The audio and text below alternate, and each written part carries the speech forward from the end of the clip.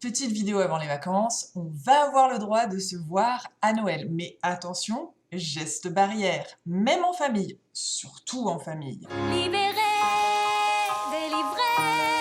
Mais cela ne veut pas dire que nous pourrons fêter Noël ou Nouvel An comme les années précédentes.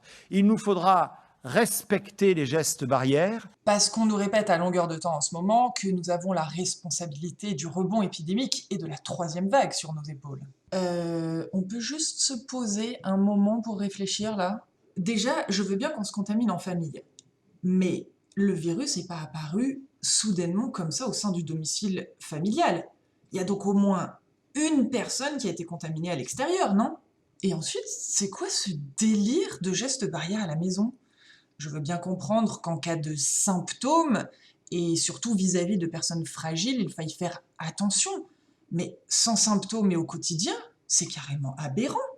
On veut vraiment de ce monde dans lequel on se tient à distance, où on ne se touche pas, où on désinfecte tout autour de soi? Est-ce que l'hygiène est vraiment plus importante que le contact humain? On a toujours cherché à réduire, voire carrément éliminer ce que les puritanistes, et aujourd'hui les productivistes, considèrent comme superflu. Les contacts humains, les relations sociales, les échanges gratuits. Il a fallu que de nombreuses études soient menées, celle de Harlow en particulier, sur les conséquences de l'isolement dans la petite enfance, pour qu'on commence à accepter l'idée que la dimension sociale et tactile est une composante essentielle du développement humain. Alors certes, le Covid est transmis par un virus qui se propage lors des interactions et plus encore, lors des contacts humains. Mais combien de temps faudra-t-il sacrifier notre humanité au nom de la lutte contre le virus? Est-ce que la fin justifie vraiment les moyens? Parce que si pour éliminer ce virus, nous mettons fin au fonctionnement démocratique de nos sociétés, nous détruisons les relations humaines, nous sacrifions le développement des tout-petits, est-ce que c'est vraiment une victoire? Et surtout, est-ce que c'est vraiment la meilleure chose à faire? Les gouvernements déploient une débauche de moyens toujours plus répressifs pour lutter contre ce virus.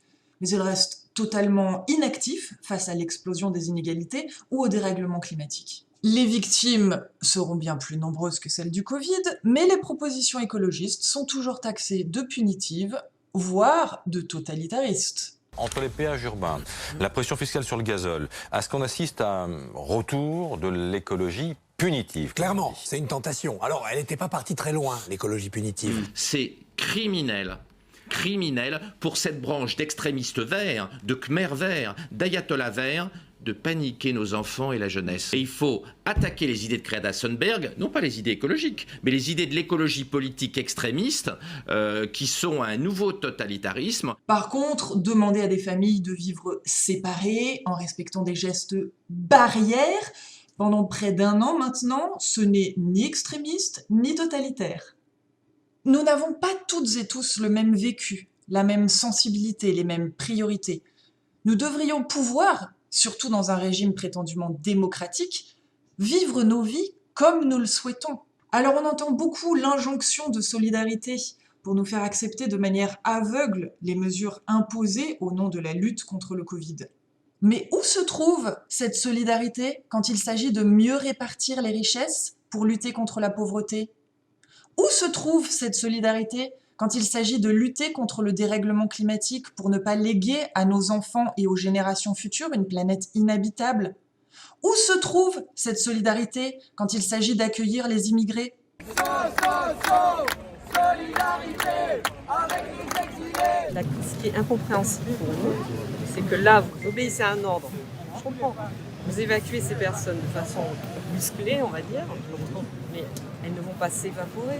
J'en suis conscient. Elles vont aller 500 mètres plus loin, elles vont aller 1 kilomètre plus loin. Donc dans 2 heures, vous allez aller les déloger 1 kilomètre plus loin. Je vous l'ai dit tout à l'heure, nuit. je n'ai pas la solution de la minute d'après. Qu'on ne se trompe pas, Macron et son gouvernement mènent une politique de classe. Ils sont tellement aveuglés par leur vision idéologique qu'ils sont incapables de remettre en question la logique libérale qui a conduit à la crise. Alors on a débloqué en grande pompe des milliards pour les entreprises, qui ont permis aux grands groupes d'engranger des bénéfices et de verser des dividendes, alors que les petits commerces subissent toujours les effets des fermetures administratives. Les actionnaires se sont enrichis, alors que les indépendants ont fait faillite ou vont faire faillite.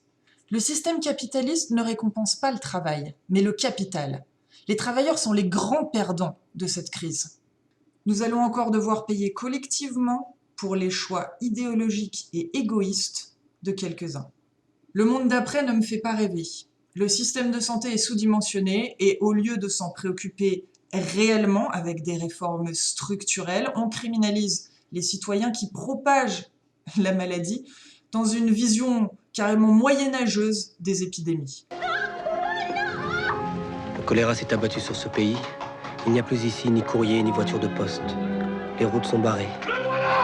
Surtout, ne remettons pas en question la logique financière, ce n'est pas une question de moyens, Macron l'a suffisamment répété. Il n'y a pas d'argent magique. Alors après avoir obligé les personnels soignants à porter à bout de bras l'hôpital public, faute de moyens, c'est maintenant au tour des citoyens et des citoyennes de préserver le système de santé en évitant à tout prix de tomber malade. Mais jusqu'à quand allons-nous accepter ce chantage indécent ?